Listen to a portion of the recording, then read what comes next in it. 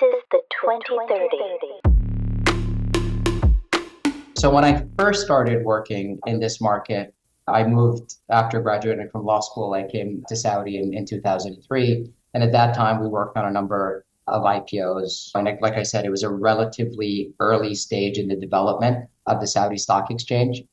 And since then, I did go back to the US for a couple of years to work there and came back again in 2010. And I've had the great fortune of working on a large number of IPOs from that time until today. I've worked on about 50 offerings, various offerings in the Saudi stock market.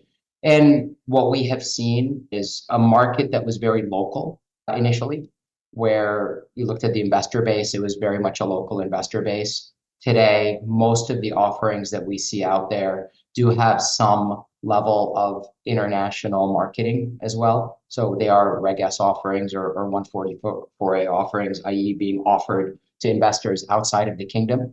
We have seen a lot more market participants, looking, at this market.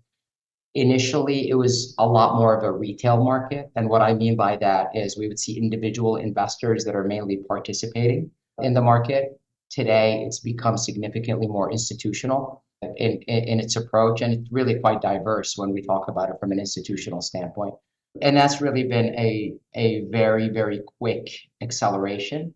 And what's also, for me remarkable is in that period of time, we've had a number of market downturns as well. So we've seen that cycle. So there have been periods of time where you did not see a lot of issuances for an extended time, where you have seen the market drop. And even with that, it's always bounced back and it's always done, extremely well. And we've seen a lot more companies that are looking to list, a lot more companies that are looking to engage, a lot more investors that are interested in the space as well.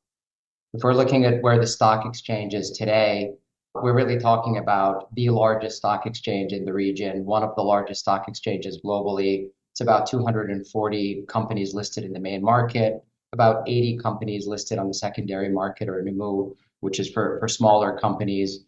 You're talking about a market with a market cap of about 11 trillion SARS, around $3 trillion.